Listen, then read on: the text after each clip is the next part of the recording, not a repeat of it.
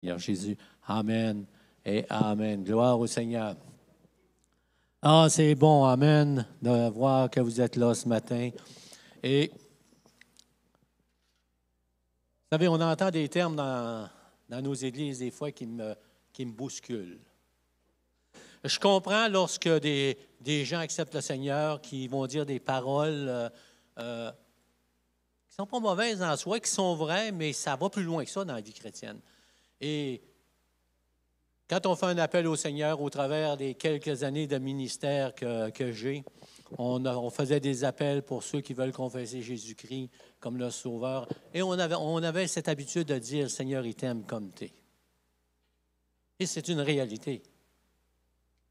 Mais on oublie la continuité. « Le Seigneur, il t'aime comme t'es, mais il ne veut pas te laisser de main. » Parce que le Seigneur veut nous changer. Il y avait un homme une fois qui a... Je vais vous conter une histoire, une vraie histoire. Il y avait un jeune homme qui avait rencontré une jeune demoiselle. Il décide de se marier. Ils se construisent, ils s'installent dans un terrain. Ils construisent une maison. Et le terrain, il est plein de boue. Par chez nous, c'est de la terre glaise. Et le monsieur travaillait sur son terrain.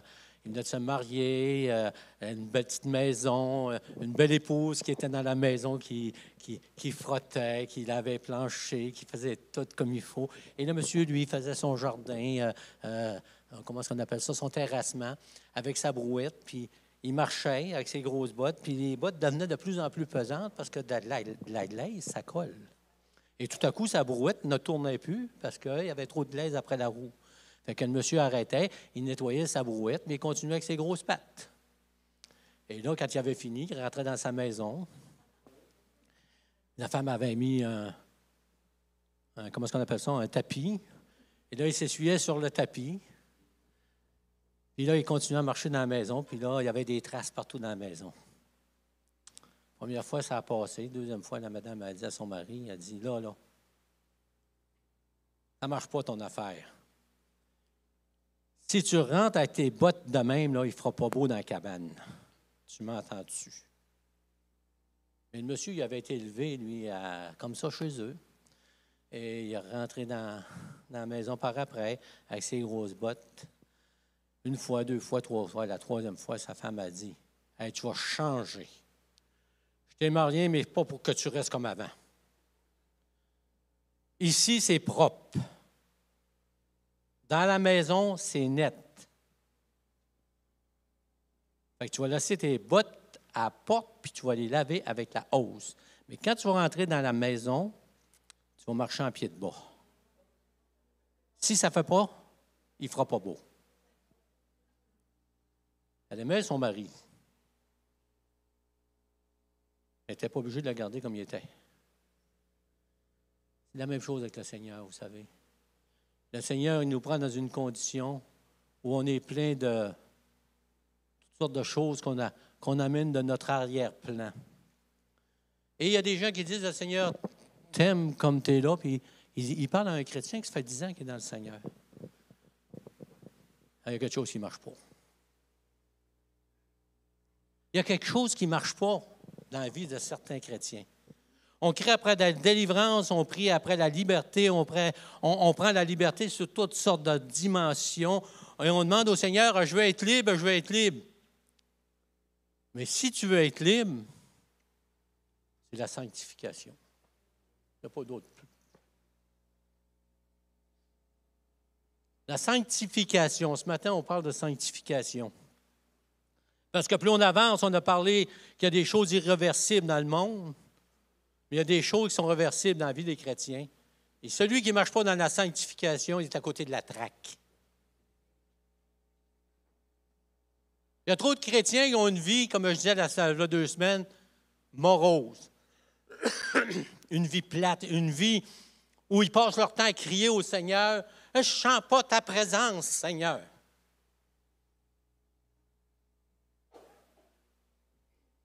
On va parler de sanctification. Et quelqu'un qui va rejeter la sanctification, il rejette le Seigneur. Vous savez, le peuple de Dieu, dans l'Ancien Testament, le prophète est allé devant le Seigneur et il dit, « Hey Dieu, Pauvre moi, ils me rejettent. Ils me rejettent. Ils veulent avoir un roi. Ils me rejettent, moi, le prophète. Seigneur, il dit, c'est pas toi qui rejette. C'est moi. Mais pasteur, si je prêche la sanctification, ils vont me rejeter, ils vont me rejeter. Il ne faut pas que je prêche la sanctification dans mon église. Ils vont dire, je suis légaliste, ils vont me rejeter. Non, pas toi qui rejette, pasteur. C'est la parole. Hébreux 4,12, la parole de Dieu est efficace, plus tranchante qu'une épée quelconque à deux tranchants, séparant jointure et moelle, âme et esprit. Pourquoi qu'elle fait ça? Parce que le Seigneur ne veut pas qu'on entre dans sa présence avec nos bottes sales. Pas compliqué. On a tellement peur aujourd'hui dans nos églises, nous autres, les pasteurs, en tout cas quelques-uns, on met des gants blancs.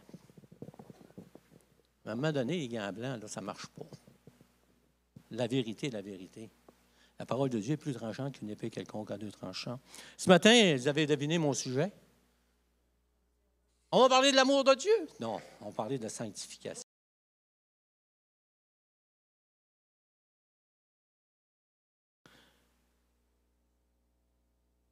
Et c'est frappant dans la parole de Dieu, comment est-ce que dans le Nouveau Testament qui est sous la grâce, on est sous la grâce. Mais si on parle de sanctification, on est un pasteur légaliste. On n'a rien compris. On n'a rien compris. Allons dans la parole de Dieu dans 1 Thessaloniciens, chapitre 4, versets 1 à 8. Je vais vous lire. Au reste,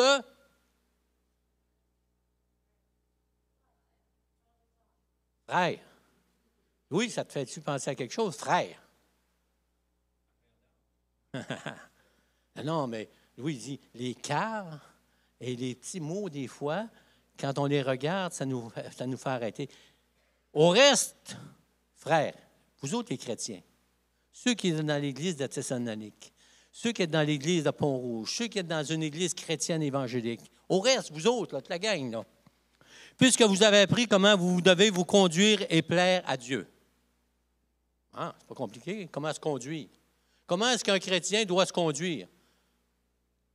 On l'a vu il y a 2 semaines, est-ce qu'on se conduit selon les principes du monde ou selon les principes de Dieu, de la parole de Dieu? Comment vous devez vous conduire et plaire à Dieu et que c'est là ce que vous faites? Nous vous prions et nous vous conjurons au nom du Seigneur Jésus de marcher à cet égard de progrès en progrès. Ça veut dire de transformation en transformation. Transformation en transformation. Tout au long de notre vie. Tout au long de notre vie. Un chrétien va vivre de transformation en transformation. Pourquoi? Pourquoi toute sa vie? J'ai toujours mon exemple de patates frites. Ceux qui sont là depuis 20 ans, ils savent que j'aime les patates frites. Je parle souvent des patates frites. Mais savez-vous comment j'ai mangé de camions de patates frites? Je peux dire de vannes de patates frites depuis que je suis jeune. J'en ai mangé des patates frites. J'aime ça. Mais si à l'âge de 10 ans, on m'avait montré tous les camions de patates que je vais manger, je serais venu malade. Ça a été graduel. Et la sanctification est un mouvement graduel de l'Esprit de Dieu. Ah, certains aiment mieux progrès en progrès, mais j'aime le mouvement de l'Esprit qui me parle parce que la parole de Dieu est plus tranchante qu'une épée quelconque à 2 tranchants, séparant jointure et moelle, âme et esprit. Plus tranchante, elle me parle, elle me donne une direction. Vous savez en effet quel précepte nous vous avons donné de la part du Seigneur Jésus-Christ. Ce que Dieu veut, c'est que tu gardes tes bottes pleines de boue. Ah, c'est que tu nettoies tes bottes. Hein, ce que Dieu veut, c'est votre sanctification. C'est votre sanctification. C'est que vous vous absteniez de l'impudicité. C'est que chacun de vous sache posséder son corps dans la sainteté et l'honnêteté, sans vous livrer à une convoitise passionnée, comme font les païens qui ne connaissent pas Dieu. C'est que personne n'use envers de son frère, envers son frère, de fraude et de cupidité dans les affaires, parce que le Seigneur tire vengeance de toutes ces choses, comme nous vous l'avons déjà dit et attesté. Car Dieu ne vous a pas appelé à l'impureté, mais à la sanctification. Celui donc qui rejette ses préceptes ne rejette pas un homme, mais Dieu qui vous a aussi donné le Saint-Esprit. Dieu, lorsqu'on donne notre vie au Seigneur, hein, c'est curieux que quand on confesse nos péchés, hein, souvent, ça dépend d'où on est venu au Seigneur, de l'expérience qu'on a eue avec le Seigneur. Mais une chose est certaine, aussitôt qu'on a donné notre cœur au Seigneur, le Saint-Esprit nous montre. Ouh! Il faut que tu marches de progrès en progrès. Il faut que tu enlèves ça de ta vie. Et lui, le Seigneur, il ne met pas de gants blancs. Lorsque Paul parle, il parle à des chrétiens, il dit, hein, posséder son propre corps, ne pas se livrer aux convoitises passionnées que font les païens, et ainsi de suite. Commence à nommer des choses qui sont contraires à la pensée de Dieu. Pas des choses qui sont toutes mauvaises. Quelqu'un va dire, ah ben l'argent, c'est pas bon. C'est pas vrai. L'amour de l'argent, c'est pas bon. Mais l'argent, ouais, ça... Qui n'a pas besoin d'argent aujourd'hui? On a tous besoin un peu d'argent. Au moins le minimum pour vivre. Mais c'est l'amour de l'argent. C'est l'amour de l'argent. La sexualité dans le couple, c'est une chose extraordinaire. C'est voulu de Dieu. Et ainsi de suite. Et celui donc qui rejette ses préceptes ne rejette pas un homme, mais Dieu vous a donné aussi son Saint-Esprit. Lorsque le Saint-Esprit nous convainc qu'on est pécheurs, lorsque nous passons par la repentance, le Saint-Esprit vient nous montrer immédiatement que notre vie elle va être transformée. S'il n'y a pas ça, posez-vous des questions. S'il n'y a pas ça dans votre cœur, une vie transformée, il y a quelque chose qui ne va pas. Vous avez oublié quelque chose ou vous n'avez pas compris quelque chose. La sanctification, c'est pour ça qu'aujourd'hui, elle n'est pas très, très populaire dans nos églises, parce que le monde a envahi nos églises. Qu'est-ce que c'est la sanctification? Moi, j'ai appris quand j'étais jeune, là, c'est aller à l'église à balustrade. Oh boy, je viens d'en perdre quelques-uns. Qui connaît ça, une balustrade? Ah, il y en a quelques-uns. Hein? Ça peut servir de balustrade en avant. Là, on se mettait à genoux. Là. Puis là, on était pieux. Là. Oh, mon Dieu, mon Dieu, mon Dieu, mon Dieu. On était tellement saints. Hein? Les gens nous voyaient le dimanche matin à l'église. Moi, il y avait une madame à côté de chez nous. J'étais enfant de cœur. C'était à moi dans le temps. Puis, la madame m'amenait tous les matins à l'église. Elle se mettait à genoux, puis des heures de temps. Et moi, j'étais petit gars, quand j'arrivais dans la rue chez nous, je la voyais durant le restant de la semaine, le restant de la journée. Une bonne femme pas endurable. Ah non, hey, elle n'était pas drôle, là. Hey, à un tel point que tous les petits gars l'appelaient la mangeuse de balustrade. C'était pas chic, hein? Parce que à l'Église, elle était tellement pieuse, tellement sainte, qu'on lui aurait donné la confession, la communion sans confession. Mais quand elle connaissait, c'était un fake. Hey, un chrétien qui marche de même, là, il y a un problème à quelque part. Il est dans l'Église, il lève les mains le dimanche matin, il loue le Seigneur. Il a de l'air pieux, mais ne rencontrez pas sur semaine chez eux. Tu vas broyer comme un enfant si tu aimes le Seigneur. Tu vas dire, ça ne se peut pas. La sanctification, qu'est-ce que c'est? C'est une manière de vivre. Après avoir reçu le pardon de nos péchés par la foi en Jésus-Christ. Ce n'est pas juste le dimanche matin de participer à un culte. C'est une décision de suivre le Seigneur Jésus-Christ avec tout ce que ça comporte.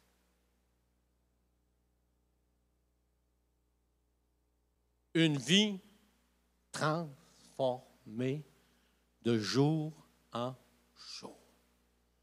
La sanctification est une marche. Ah!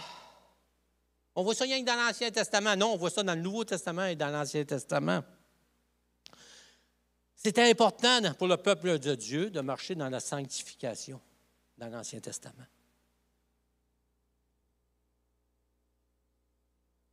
Tous ceux qui sont appelés à vivre pour Dieu sont appelés à vivre dans la sanctification parce que c'est une communion avec Dieu. On va développer ça tout à l'heure. On va développer 6 points pour qu'on comprenne ce matin que la sanctification n'est pas un jeu, elle est une obligation, elle est une façon de vivre pour avoir quotidiennement la présence du Seigneur dans nos vies. Avoir la présence de Dieu, ce n'est pas juste avoir le ciel qui s'écarte, qui s'illumine. C'est de marcher chaque jour dans cette sérénité, dans cette assurance. Peu importe l'adversité qui arrive dans nos vies, c'est d'être capable de...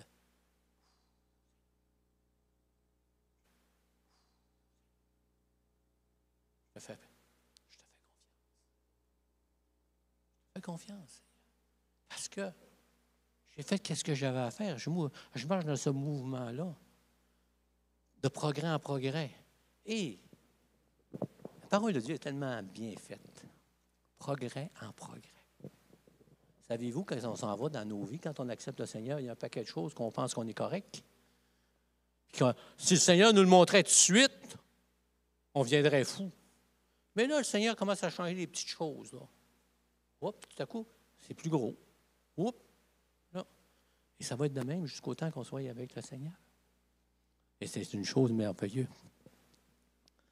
Dans l'Ancienne Alliance, c'est-à-dire dans l'Ancien Testament, le peuple de Dieu, ce que Dieu demandait à son peuple, c'était de marcher dans la sanctification. Dans Lévitique 19.2, il marque « Parle à toute l'assemblée des enfants d'Israël. » Oh!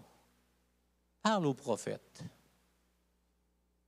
Parle aux sacrificateurs, mais surtout au souverain sacrificateur, celui qui rentre dans le lieu très saint une fois par année. Non, il dit parle à tous les enfants. Tous ceux qui font partie de mon peuple.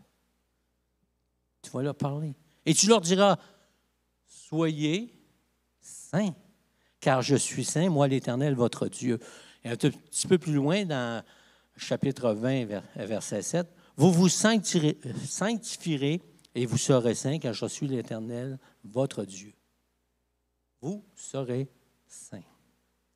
C'est la même chose dans la Nouvelle Alliance, c'est-à-dire dans les églises d'aujourd'hui. Dans 1 Pierre 1, 13, 14, et la parole de Dieu, on appuie sur la parole de Dieu ce qu'on dit. Parce que si je ne suis pas appuyé sur la parole de Dieu, ce sont juste des paroles en l'air qui n'ont aucune incidence dans nos vies. C'est la parole de Dieu. 1 Pierre 1, 13, 14. C'est pourquoi saignez les reins de votre entendement, soyez sobres et ayez une entière espérance dans la grâce qui vous sera apportée lorsque Jésus-Christ apparaîtra. Comme des enfants obéissants, ne vous conformez pas aux convoitises que vous aviez autrefois. Autrement dit, il est en train de dire, autrefois, tu marchais de même parce que tu n'avais aucune connaissance, tu n'avais pas reçu Jésus-Christ comme ton sauveur personnel. C'était dans la normalité que tu marches selon ce que tu connaissais. Mais maintenant, tu connais d'autres choses. Tu connais la grâce du Seigneur. Comme des enfants obéissants, ne vous conformez pas aux convoitises que vous aviez autrefois, quand vous étiez dans l'ignorance. Mais puisque celui qui vous a appelé est saint, vous aussi soyez saints dans quelques domaines de votre vie. Non, il dit dans toute votre conduite. Tout ce que tu fais, fais-le pour plaire à Dieu. Si Jésus est à ma place, est-ce qu'il ferait ça? À ceux qui me connaissent depuis longtemps, quand j'ai commencé à être témoigné du Seigneur en 1975, j'allais à l'hôtel 7 fois par semaine. Partir de 10 heures le soir, aller jusqu'à 3 heures le matin. Puis quand à Alma, les bars fermaient, j'allais dans des bars à 45 000 de chez nous pour fermer le bar clandestin. Je n'ai jamais pris un coup, jamais fumé, mais je tenais un bar. Et là, j'ai accepté le Seigneur. C'est drôle que le Seigneur m'a montré Le pasteur avait prêché un dimanche matin. Si Jésus était à ta place, est-ce qu'il serait là où tu es? Je me souviens que ce matin-là, j'étais peut-être à 2h30, 3h le matin, j'étais au bar. J'étais en train de rire de tout le monde qui était sous, qui était chaud, mes chums qui avaient de la misère à marcher. Moi, c'était mon fun. Je ne prenais pas un coup. J'allais rire du monde. Encore pire. Et là, j'étais assis là, puis j'avais entendu, c'était la première fois que j'allais à l'église le dimanche d'avant. J'avais entendu ça par le pasteur. Si Jésus était à ta place, est-ce qu'il serait assis là? Là, je suis assis au bord, je regarde partout. Oui. Oui, je pense qu'il ne serait pas assis ici, là. En compagnie des moqueurs. Et j'étais le pire des moqueurs. Et je suis sorti de là et j'ai dit à ma femme, je sortais avec, j'ai dit, tu sais-tu, quand je pars à 11h d'ici, je m'en vais à l'hôtel. Je m'en vais rire du monde. Le Seigneur m'a montré, c'est pas ma place. Il me dit, sors de là.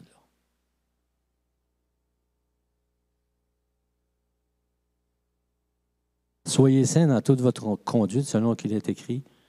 Vous serez saints, car je suis saint. Comment est-ce qu'un chrétien peut marcher dans la sanctification? Il y a des choses de base qu'on doit savoir. Et c'est pour ça l'importance du rôle du pasteur.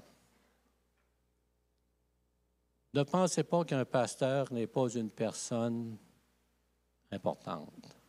Non pas pour mettre sur un stade, dire hey, un bon pasteur, pas pour ça. Mais un pasteur, il doit rendre compte de son enseignement. L'apôtre Paul disait à Timothée, n'aie pas à rougir de ton enseignement. N'aie pas à rougir de ton instruction. Prêche la parole. Prêche la parole. Car il viendra un temps où les gens ne voudront plus l'entendre. Ou dans les églises, ils voudront entendre des comptines, c'est-à-dire des fables. Ils veulent entendre ce qu'ils veulent entendre. Peut-être pas votre cas, mais si c'est ton cas, que celui qui a des oreilles entende ce que l'Esprit dit à l'Église, dit aux chrétiens. C'est pas pour convaincre ça, c'est ça que la parole a dit. C'est pas pour votre pasteur. Donc, les pasteurs, on a une responsabilité, c'est l'enseignement. Et c'est ça qui me tient dans le pastorat. C'est mon rôle de pasteur.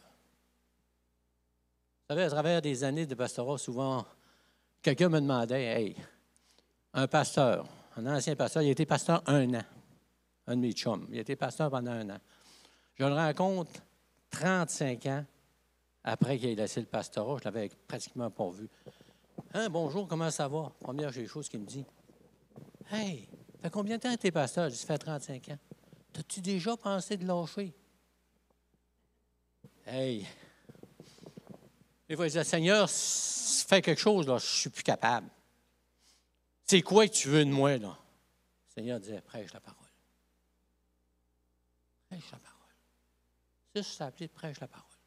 Le reste, je m'en charge. Prêche la parole. C'est tout. Et c'est ce qui me tient. Je bénis le Seigneur pour ça. Et c'est pour ça que ce matin, mon désir, c'est que si tu ne marches plus dans la sanctification, réveille-toi. Réveille-toi, il y a quelque chose qui ne fonctionne pas. Réveille-toi, toi qui dors, et Christ t'éclairera. Hein? C'est vrai, hein? C'est une parole de Dieu. Et si vous êtes endormis ce matin, loin de la sanctification, vous êtes en danger. Vous êtes en danger. Et mon rôle comme pasteur, c'est de vous dire, vous êtes en danger si vous abandonnez les préceptes de la sanctification, parce que ce n'est pas l'homme que vous rejetez, ce n'est pas la religion que vous rejetez, c'est Dieu lui-même.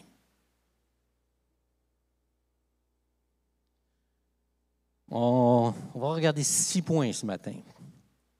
Premier point qui est important, c'est que Dieu est saint.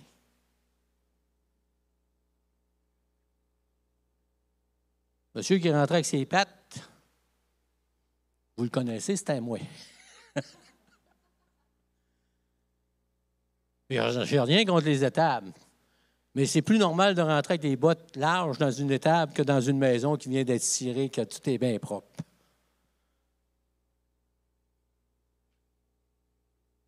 Mais le chrétien doit savoir que Dieu est saint, saint, saint, est l'Éternel, le Dieu des armées. La révélation de la sainteté de Dieu va nous pousser à prendre conscience de nos souillures.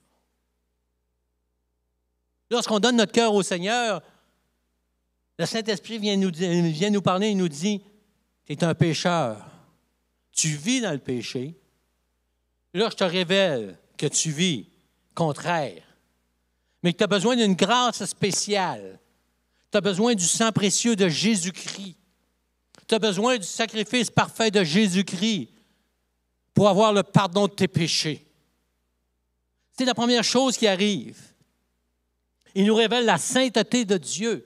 Même dans l'Ancien Testament, vous savez, dans Ésaïe chapitre 6, on voit le prophète, Ésaïe, qui a une révélation de la sainteté de Dieu. Dieu lui dit, « Saint, Saint, Saint est l'Éternel, le Dieu des armées. » Et là, il se produit quelque chose. « Oh, Dieu est saint. » Non, je suis un pécheur. C'est une révélation de sa condition de pécheur que le Seigneur est en train de lui donner. En montrant sa sainteté, en révélant sa sainteté, il montre au prophète, « Oh!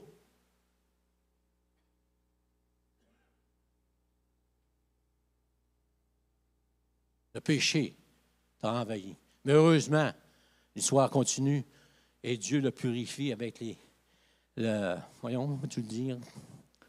La chose à... Hein? Non, avec le charbon ardent. C'est ça, charbon ardent. Bon, c'est ça. Bon, c'est l'âge. Mais Dieu ne l'a pas laissé comme il était. Il l'a purifié. Il lui a montré qu'il était saint, saint, saint. Mais en lui montrant sa sainteté, il lui montre aussi son péché, sa condition. Et c'est la même chose lorsqu'on vient au Seigneur, vous savez. Saint, saint, saint est l'Éternel. Dieu nous donne une révélation de notre condition de pécheur et une révélation aussi de sa sainteté. Amen. On a un Dieu qui est un Dieu d'ordre, un Dieu qui prend soin de nous. Il dit, « Je suis perdu car je suis un homme dont les lèvres sont impures. » C'est dans Isaïe. « J'habite au milieu d'un peuple dont les lèvres sont impures et mes yeux ont vu le roi, l'Éternel des armées. » Et là, il a vu sa condition de pécheur. C'est la même chose aujourd'hui. Quand Dieu se révèle à un individu, Dieu nous montre notre condition de pécheur. Si Dieu nous révèle sa sainteté, automatiquement, notre condition de pécheur nous est révélée. La sanctification n'est pas du légalisme. Je lisais cette semaine, j'ai capoté bien raide. Excusez-moi l'expression, là. Il n'a pas signé. Il n'a pas signé. Il n'a même pas osé signer. Je le comprends un petit peu, là. Il y a eu un songe. Ah, ça qu'il y a eu un songe, je peux comprendre. Mais il y a des gens qui ont eu un songe aussi. Je peux comprendre aussi. Dieu se révèle. Mais ce que Dieu nous a révélé, c'est juste eux autres. Pas personne d'autre. Ce n'est pas dans les Écritures, tout à fait. Mais Dieu nous a révélé ça, puis il faut qu'il marche de même.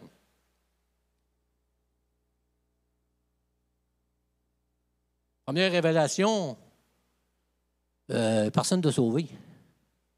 Pas ici-bas, juste l'autre bord. En espérance qu'on est sauvé. Et commence à avoir des problèmes à quelque part, moi, là. La sanctification, elle n'est pas un processus. La sanctification est accomplie. Puis seuls ceux qui sont parfaits vont être enlevés. Garde ta vision, garde ton songe. Le problème, je ne vous conterai pas le reste. Il n'avait des pages, des pages, des pages. Il dit, ça n'a pas d'allure. Mais ce qui était triste, c'est que c'était prêché dans son église évangélique. Mais il ne marquait pas quelle église. Mais en tout cas, La sanctification, elle est un voulu de Dieu, c'est un concept de Dieu. Ce n'est pas une invention des hommes. On l'a vu tout à l'heure dans Thessaloniciens 4, 1 à 8. Marcher de progrès en progrès. Commencement du principe. C'est-à-dire qu'une vie chrétienne, pas une vie arrêtée. C'est une marche par en avant et non pas par en arrière, et non pas un arrêt constant. Dieu m'aime comme je suis. Oh, je dois être un bon pasteur, Dieu ne me parle pas. Peut-être que tu ne l'écoutes pas. Oh, j'ai arrêté de fonctionner, je suis fatigué. Non, il dit, hey, allez de progrès en progrès, marchez. Marche. Avez-vous rencontré quelqu'un qui marche de reculons sur un trottoir? À part d'un jeune flot là, qui rit, là. Mais normalement, une personne sensée va marcher par en avant. Hein? Va marcher par en avant. Il ne marchera pas de même. Il marche par en avant. Le premier principe, c'est que tu as une marche chrétienne à vivre à chaque jour. Chaque jour, il va falloir que tu marches dans ta vie chrétienne. Et la marche, elle produit des choses. Elle produit le bon physique. Lorsqu'on fait de l'exercice physique pour notre corps, c'est bon. Amen. C'est bon pour notre esprit. Mais l'exercice spirituel est encore meilleur. Fait qu'il faut marcher de progrès en progrès. Amen. Ce que Dieu veut, c'est votre sanctification. Elle est voulue de Dieu. Ce que Dieu veut, c'est votre sanctification. Et la première chose de la sanctification, c'est l'éloignement du péché. C'est l'éloignement du péché. On va en parler tout à l'heure. Parce que là, il parle. C'est votre sanctification. Et là, il dit, c'est pourquoi vous abstenez-vous. Et là, il donne des choses du monde. Notre façon de vivre autrefois. Puis là, il finit en disant, celui qui rejette ses préceptes ne rejette pas un homme, mais Dieu, qui vous a donné aussi le Saint-Esprit.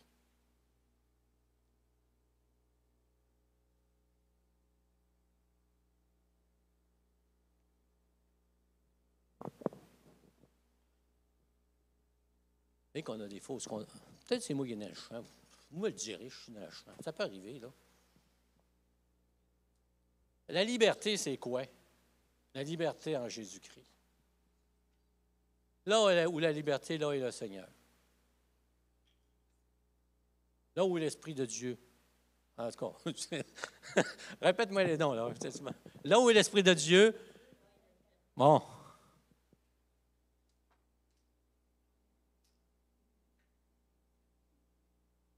J'ose même pas dire des affaires des fois parce que j'ai peur de vous blesser.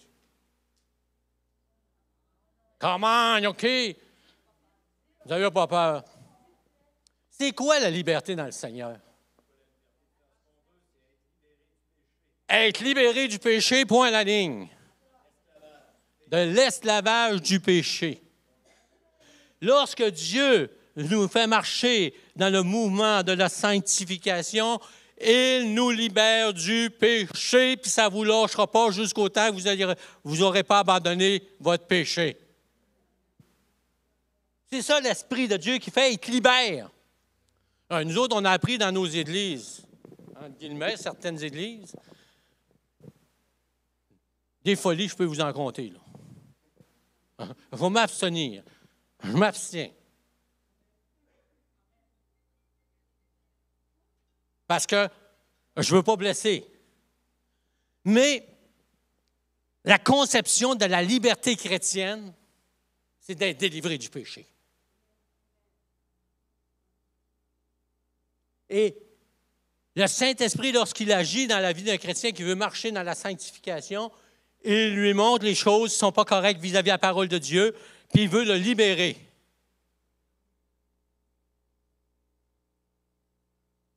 Il veut faire une œuvre à chaque jour dans nos vies.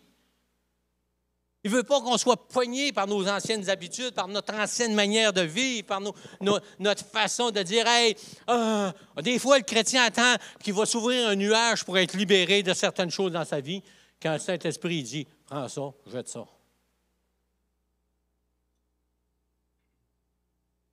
J'ai connu un homme.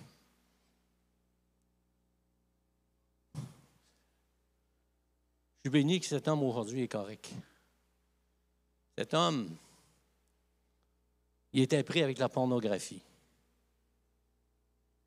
Il avait accepté le Seigneur.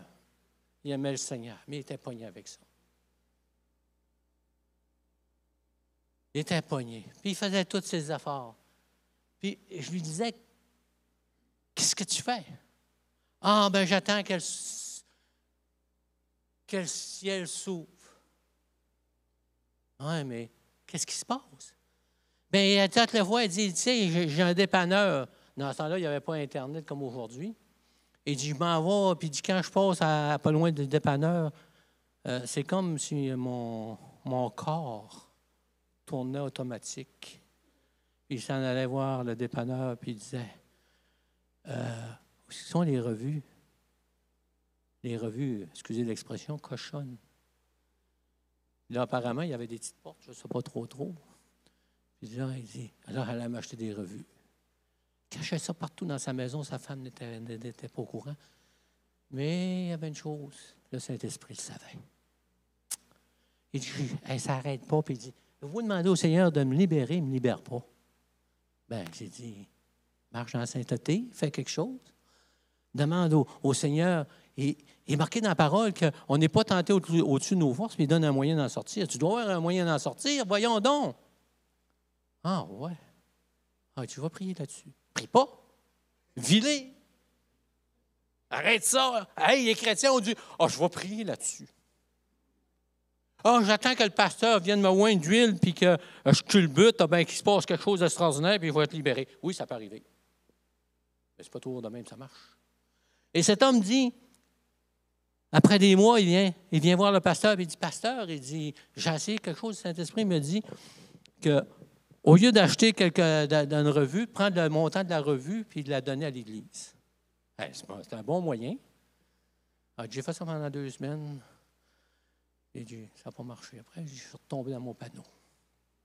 Mais il y avait un cœur pour le Seigneur. Le Saint-Esprit ne le lâchait pas. Hey, il est fatiguant, lui. Il ne le lâchait pas.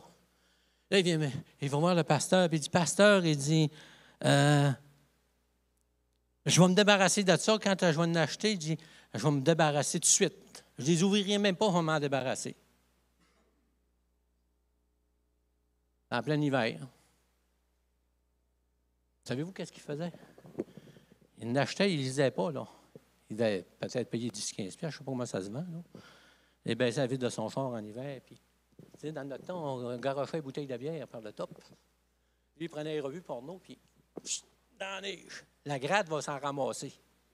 La gratte va y ramasser. Mais il retombait tout le temps. Le printemps, il va voir le pasteur, en larmes, pleurait. Il dit là, je n'achèterai plus jamais de ma vie. Il ne peut jamais racheter. Vous savez pourquoi? Il passait toujours dans la même place. Il avait acheté des revues pendant l'hiver. Ils les avaient pas lues. Mais le printemps, il y avait plein de flots, des bestiques sur le bord du fossé. Et il pensait qu'il y avait un enfant qui était blessé. Il a arrêté. Et les flots étaient tous de bonne humeur. Si vous avez là, hey, on a trouvé ça! Toutes ces revues. Et là, Dieu lui a dit, Saint, Saint, Saint l'Éternel, le Dieu des armées. Maintenant, c'est fini. Tu sais qu'est-ce que tu as à faire. Il avait une responsabilité. Lorsque Dieu nous demande la sanctification, lorsque on comprend le précepte de la sanctification, que c'est pour libérer le chrétien. Chrétienne aussi. C'est pour les libérer du péché, de l'esclavage du péché. Soit qu'on est esclave de Dieu ou on est esclave du péché. Et ça m'amène au troisième point. La sanctification est un abandon. Le premier abandon, ce n'est pas l'abandon du péché. C'est l'abandon à la volonté du Saint-Esprit. D'être conscient que le Saint-Esprit me parle, que le Saint-Esprit te parle, que lorsque tu lis la parole de Dieu puis tu veux la vivre, elle va te reprendre. Elle va te faire voir dans un miroir ta personne. Elle est un abandon. Et aussitôt qu'on accepte le Seigneur, vous savez, c'est plus qu'un abandon de notre ancienne vie. C'est l'abandon du péché. Dès le commencement des églises, Paul disait, « Que dirons-nous donc? » Il parlait à des chrétiens, il leur disait qu'ils étaient nés de nouveau. Des chrétiens qui se disaient nés de nouveau. Et ces chrétiens-là, ils disaient probablement, pour que Paul dise, « Que dirons-nous donc? Demeurions-nous dans le péché afin que la grâce? » Ah bon? Loin de là. Si tu as compris la grâce de Dieu, il y a ce mouvement de sanctification qui va faire que tu vas t'éloigner des choses qui sont contraires à Dieu. Que lorsque le Saint-Esprit va te parler pour te rendre libre à tout égard, tu vas avoir un abandon à faire. Tu vas avoir des décisions à prendre dans ta vie spirituelle.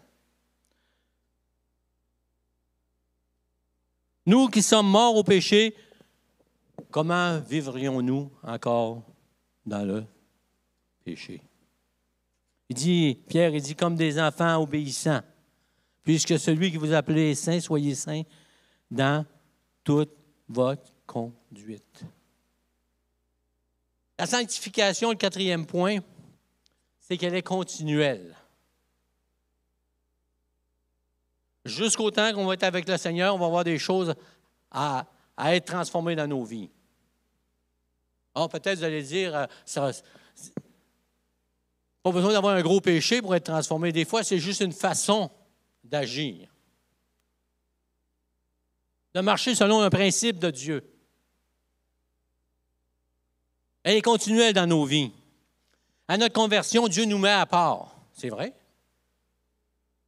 Première des choses que Dieu nous met à part. C'est marqué dans la parole de Dieu. Mais après ça, il nous conduit dans ce processus. Parce qu'on a compris la grâce de Dieu, on va avancer dans nos vies spirituelles en cherchant à plaire à Dieu. Si Jésus était à ma place, qu'est-ce qu'il ferait? Gardez ça dans votre tête, là.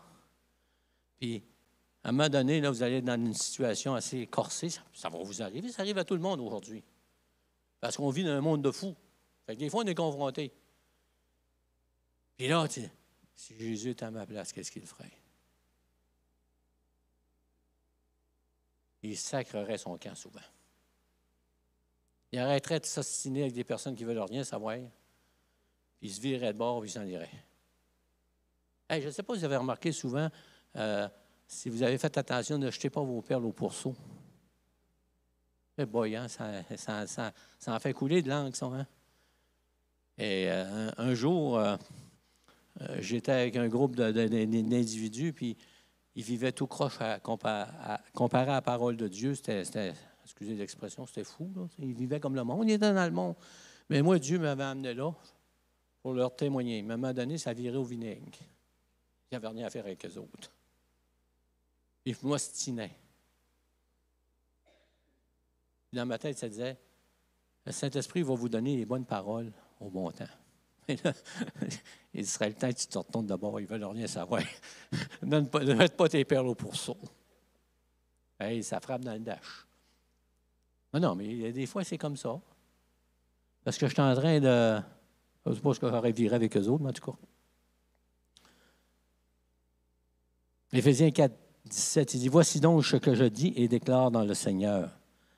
C'est que vous ne devez plus marcher comme les païens qui marchent selon la vanité de leurs pensées.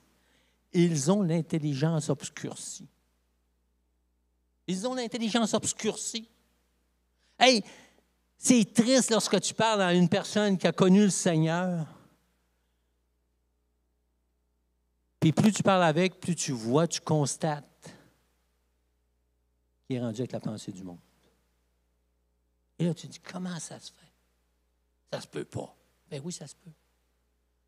S'il a oublié ce mouvement continuel de la sanctification dans sa vie, il commence à faire des compromis. Hey, ça rime en crime. Des compromis dans sa vie.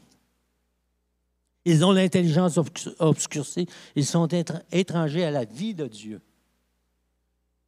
Ils sont étrangers à la vie de Dieu. Ceux qui ne marchent pas dans la sanctification, lorsque le Saint-Esprit parle, on est tous des pécheurs, vous savez. Il ne faut pas dire ça dans une église. Oui. Non. Pas parce qu'on ne commet pas de péché qu'on est sauvé par la grâce de Dieu, parce qu'on est des pécheurs. Mais savoir que je suis un pécheur, ça ne veut pas dire de continuer à vivre comme je vis. Lorsque le Saint-Esprit me parle, je dois abandonner. Que ce soit des choses qui sont vraiment mauvaises ou des choses qui, on pourrait mettre sur la balance. Faites tout pour plaire à Dieu. Vous ne devez plus marcher comme les païens qui marchent selon la vanité de leurs pensées. Ayant perdu tout sentiment. Oh!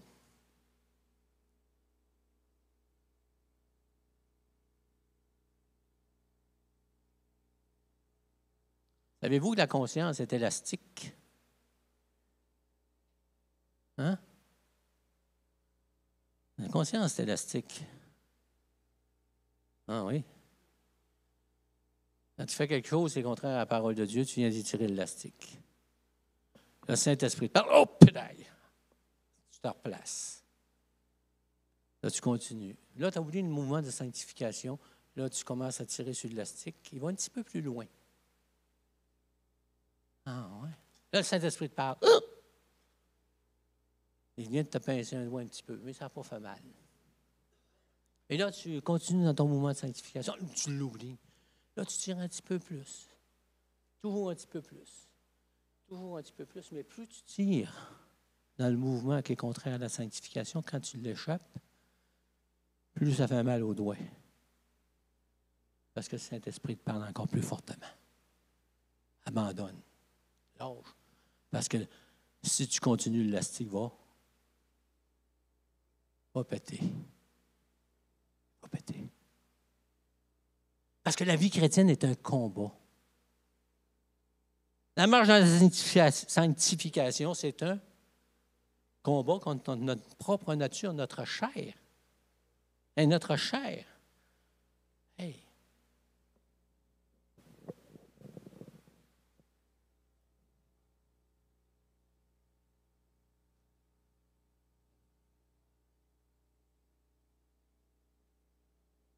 Notre chair est déchue. Notre chair est vouée au péché.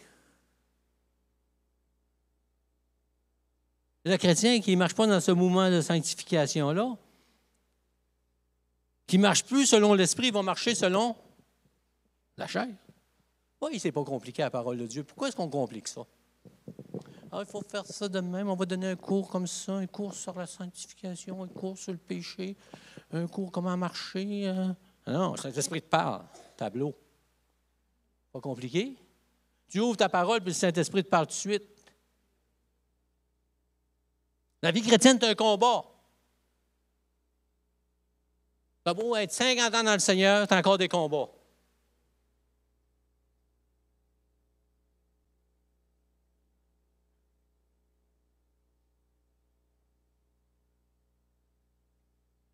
Non, je vais regarder ce que j'ai en tête là, pour pas. Mais il y a des réalités qui nous frappent. Ça n'a pas d'allure. Nous autres, les chrétiens, on ferme les yeux. Voyons donc. On ne peut pas. Mais on regarde. On dit, comment ça se fait? Hey, tu rencontres quelqu'un, ça fait longtemps que tu n'as pas vu. Hey, tu l'as vu à ta conversion. Là, tu le rencontres, bonjour, puis toi, tu es tout content de le voir. Hey, tu l'as connu, il y a 35 ans, il était dans le Seigneur, il était zélé pour le Seigneur. Là, tu le rencontres, tu dis, bonjour, comment ça va? Le Seigneur est bon. Hey, il ne parle pas trop, le Seigneur est bon. Et tout un langage chrétien, tu sais le Seigneur. Puis là, plus tu y parles, plus tu vois que il n'est plus là pendant tout. Là, tu ne comprends pas.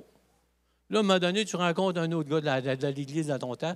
Hey, tu dis, hey, comment ça va dans le Seigneur? Là, tu changes ta façon de parler.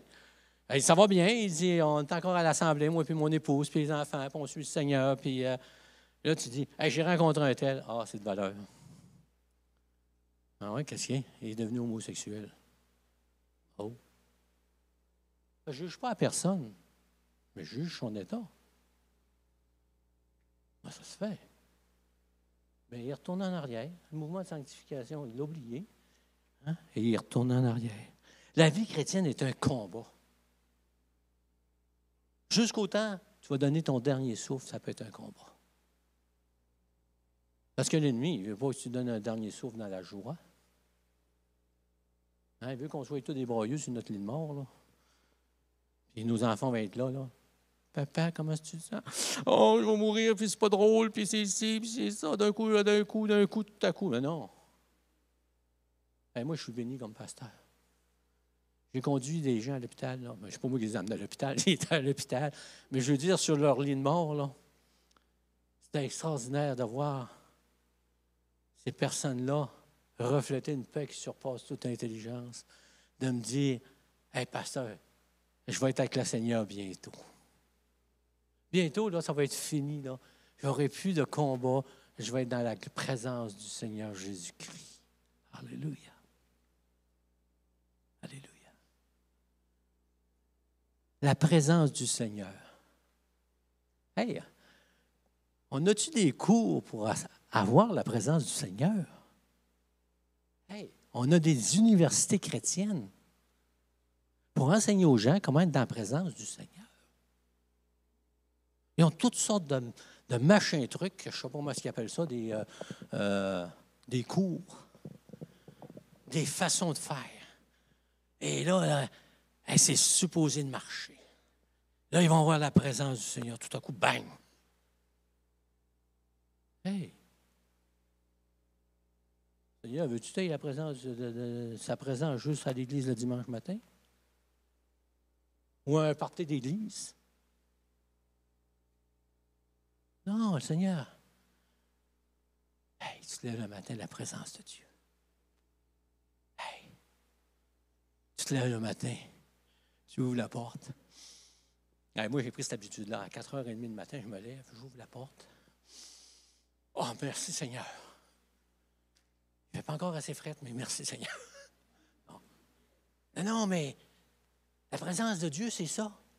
C'est quand on marche dans ce mouvement de sanctification que la présence de Dieu est là. Hey, quand on a une tuile qui nous tombe sur la tête. Un événement qui se produit, qu'on ne s'attendait pas. La catastrophe qu'on ne pensait jamais qu'elle allait nous arriver dans notre vie. Mais on avait un cœur qui marchait. On avait une marche dans la sanctification. Et là, même à travers tout ça, oh, la présence de Dieu m'a envahi. C'est là qu'on en a besoin. Alléluia. Alléluia. Si la vie chrétienne est un combat, vous savez, un des grands combats de la vie chrétienne, c'est notre responsabilité personnelle face à la sanctification. Hébreux 12, 14. Il dit rechercher la sanctification. S'il dit de la rechercher, là, c'est parce qu'elle n'est pas toujours évidente. Rechercher la sanctification, sans lequel personne ne verra le Seigneur. Oh, la sanctification, ça va être juste quand on va être mort. La présence de Dieu, mais je suis mort, je suis garanti que je vais l'avoir. Mais ce que je veux le plus, c'est chaque jour que j'ai la présence de Dieu dans ma vie. Peu importe la journée, peu importe les événements, la présence de Dieu est là. Parce que je suis le temple du Saint-Esprit. Les boîtes pleines de glaise, ils restent dehors. Donc, j'ai une responsabilité. Et Hébreux 12, 24, il dit « Gardez-vous de refuser d'entendre celui qui parle. » C'est Jésus. « Car si ceux-là n'ont pas échappé, qui refusèrent d'entendre celui qui publiait les oracles sur la terre, combien plus échapperons-nous si nous nous détournons de celui qui parle du haut des cieux, celui qui nous dit, celui qui rejette la sanctification, rejette Dieu. » Pourquoi la sanctification? Pour terminer, comme je disais tout à l'heure, notre communion avec Dieu, être libéré de l'emprise du péché. Le but de la sanctification, c'est que le croyant puisse goûter à tous les instants de sa vie la présence de Dieu quotidiennement. Le lien avec l'Ancien Testament et le Nouveau Testament, ils sont comme ça. Dans Isaïe 59, il dit « Ce sont vos péchés qui mettent une barrière de communication avec Dieu. Celui qui ne marche pas dans la sanctification, il a beau venir à l'Église, il a beau dire tout ce qu'il voudra. S'il ne marche pas lorsque le Saint-Esprit lui donne un mouvement dans sa vie, ça ne marche pas.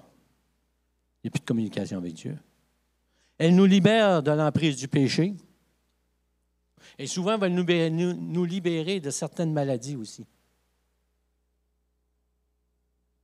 Ah oui. Un jour, quelqu'un m'a appelé pour aller prier chez eux parce qu'il y avait une madame qui avait le don de guérison. Elle n'a pas voulu aller prier sur lui. J'étais un jeune chrétien. Fait que je n'ai pas appelé de pasteur. Je suis allé direct. Il a commencé à prier.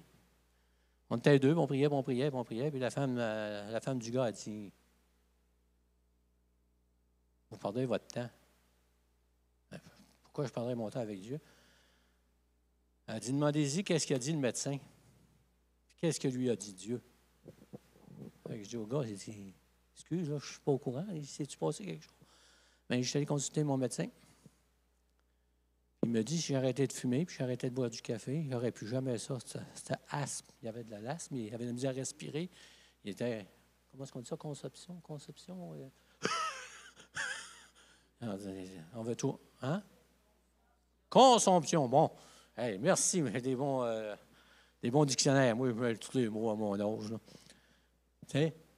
Puis là, il me dit ça. Il dit le médecin m'a bien averti.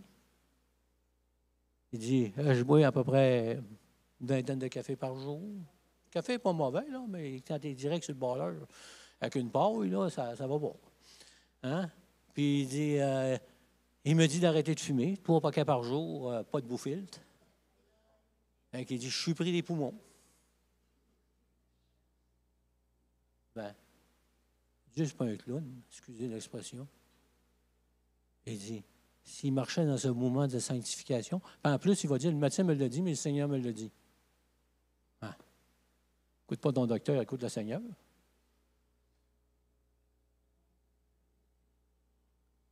Elle nous libère. Le chrétien qui marche dans la sanctification, il est libéré. Il y a une libération qui se fait à différents niveaux. Et c'est ça que Dieu veut pour nous autres. Il veut qu'on soit libre à tout égard de notre chair, notre fameuse chair. Hey. Mais Dieu est bon. Dieu nous avertit. Dieu veut qu'on soit dans sa présence. On va se lever ensemble. Alléluia, gloire au Seigneur. Grand Dieu, on t'a chanté, on t'a loué ce matin. Oh Seigneur, on a chanté des chants, Seigneur. Oh, pour ta gloire, Seigneur, d'un Dieu si puissant, Seigneur. Mais on a un Dieu merveilleux, un Dieu extraordinaire, un Dieu qui veut nous conduire dans ce mouvement de sanctification, un mouvement, Seigneur, où on va marcher jour après jour, avec l'influence de l'Esprit Saint dans nos vies, le Saint-Esprit qui va nous parler, qui va nous révéler des choses afin qu'on puisse être constamment dans ta présence, ô Dieu Tout-Puissant. Oh, ce matin, Seigneur, peut-être qu'on est à la dérive, certains d'entre nous, Seigneur. Peut-être qu'on a dérivé, Seigneur. Peut-être qu'on s'achante, Seigneur, à ne pas répondre à ce mouvement de l'Esprit, Seigneur, qui nous parle à l'intérieur, qui nous dit arrête, arrête, arrête. Seigneur, que, je puisse prendre ma responsabilité, Seigneur. Et lorsque ton Esprit, Seigneur, me parle dans le mouvement, dans cette marche de sanctification, ce processus de sanctification, que, comme Pierre dit, obéissant. Obéissant à la parole, Seigneur. Et Seigneur, merci que tu dis qu'on ne soit pas tenté au-delà de nos forces, mais que tu nous donnes toujours un moyen d'en sortir, Seigneur. Et si tu nous montres quelque chose qu'on doit délaisser, Seigneur, dans nos vies, tu vas nous donner le moyen, Seigneur, de remplacer cette chose pour marcher dans ce processus de la sanctification. Merci, Éternel, que tu nous parles encore aujourd'hui de sanctification dans ta parole. Parce que si toi, tu n'as pas changé, Seigneur, comme c'est écrit, ta parole n'a pas changé non plus, Seigneur. Et on t'en donne la gloire et l'honneur. Et le peuple de Dieu dit Amen et Amen.